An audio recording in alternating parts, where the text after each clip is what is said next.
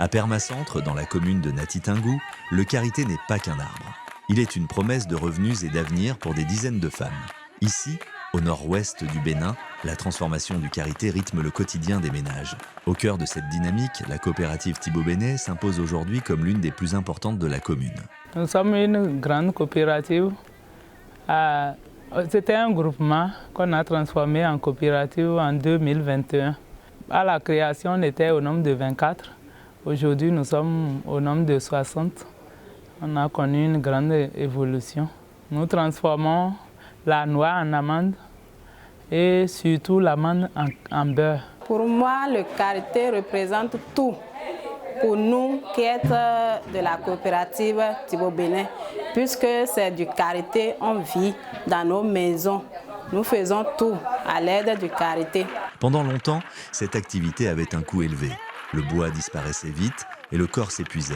Aujourd'hui, l'introduction des foyers Wanroo et des cuiseurs à bois économes a profondément transformé les pratiques de cette coopérative et d'autres ménages. Je tiens à féliciter très bien Eco Bénin parce que des projets viennent, ils nous parlent et ils rentrent, ça fait des temps.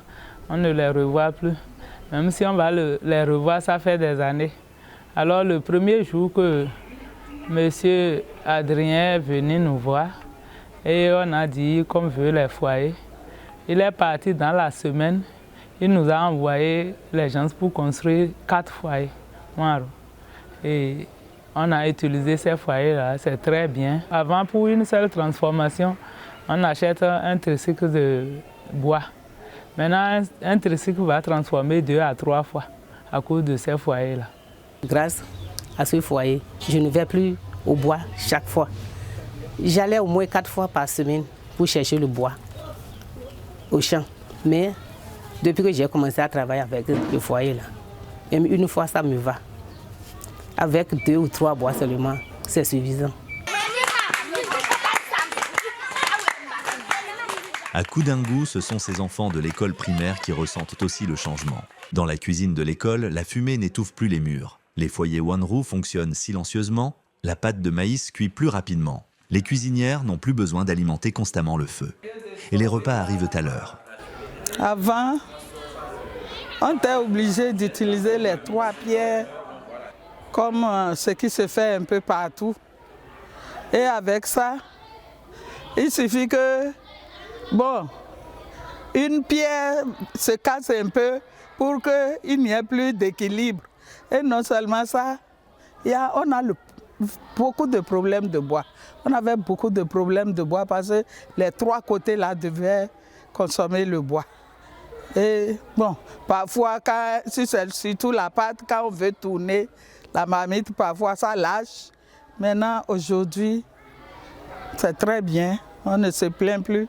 C'est bien posé et ça marche. Ces transformations sont le fruit du projet Low Tech et production locale pour une autonomisation des femmes dans le département de l'Atakora. Un projet mis en œuvre par l'ONG Eco Bénin en charge de la consolidation et la diffusion des foyers améliorés et le réseau des jeunes pour l'économie verte mobilisé sur la recherche, l'innovation et le genre. Soutenu par plusieurs partenaires techniques et financiers, le projet va bien au-delà de la simple diffusion d'équipements de cuisson.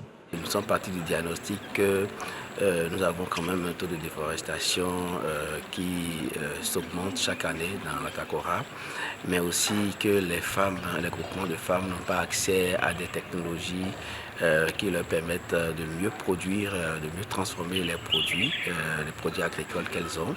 Et finalement qu'il y avait quand même plusieurs pertes récoltes, post-récolte qui étaient constatées sur des filières.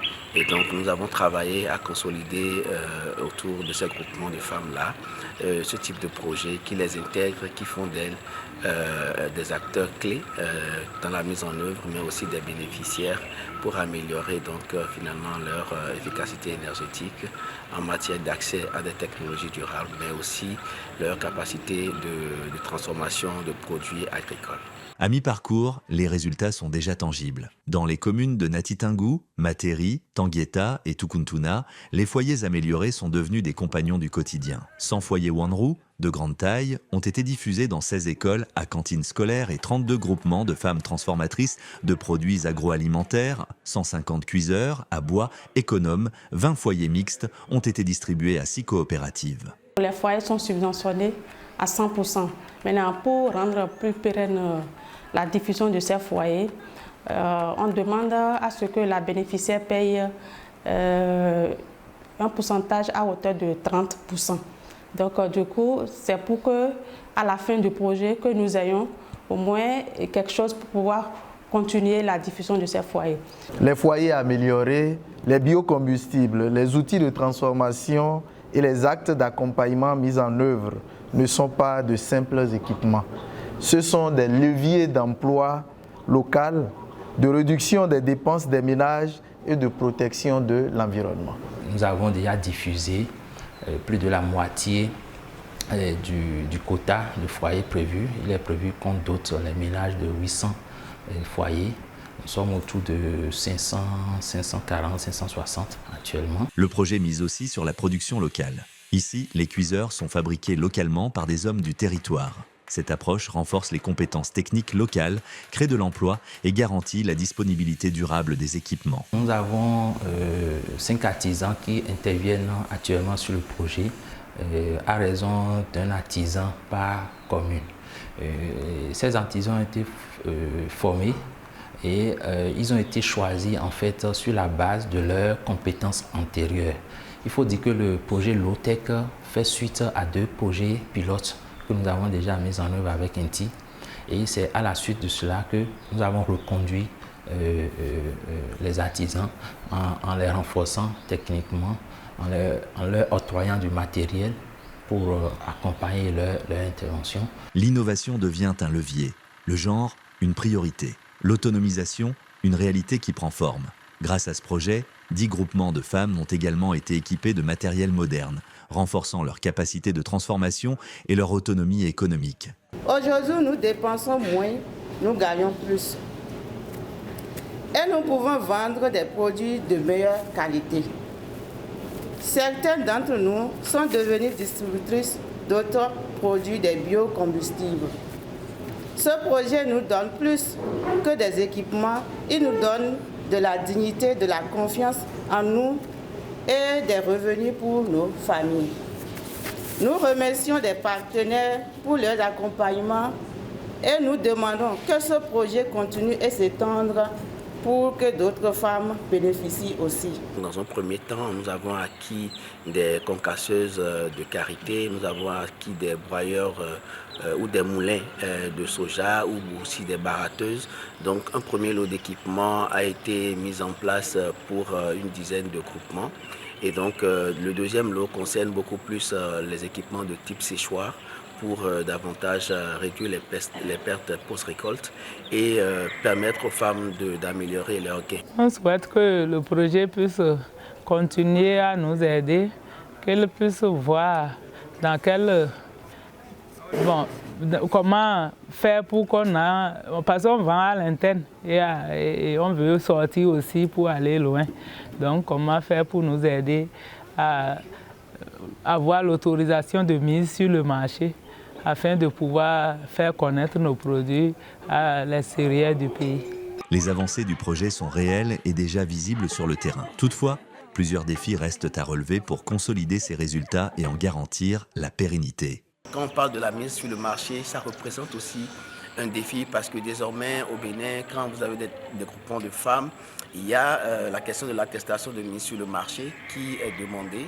Et donc, c'est un volet qu'on n'avait pas forcément intégré au projet, que nous sommes obligés aujourd'hui d'intégrer, comment nous pouvons accompagner les femmes à obtenir cette attestation-là de mise sur le marché. Et donc, cela passe forcément par la mise en place des plateformes de production qui sont modernes, qui respectent les bonnes pratiques de production, les bonnes pratiques d'hygiène. Nous avons tenu une séance de cohésion, de planification entre les ONG, autres que EcoBénin, qui interviennent dans le domaine de l'énergie ou de cuisson propre et tous les autres acteurs, soit les commerçantes qui sont chargés de la diffusion de ces foyers, et également les acteurs étatiques, notamment la direction de l'énergie, la direction du cadre de vie et des transports terrestres, mais surtout les acteurs au niveau des mairies, donc les collectivités locales. Donc tout cet ensemble, on s'est vu, on a fait des projections pour les prochains mois de ce projet. Et donc le grand défi, c'est de pouvoir arriver à opérationnaliser cette synergie-là pour assurer une certaine pérennité dans les actions de ce projet qui va certainement arriver à terme. Dans le département de l'Atakora, la transition énergétique ne se mesure pas seulement en foyers installés ou en bois économisé. Elle se lie dans les gestes allégés des femmes, dans les forêts préservées et dans les opportunités nouvelles qui émergent au cœur des communautés. Ici, l'énergie propre devient un levier de dignité, de résilience et de développement durable porté par les femmes et ancré dans les territoires.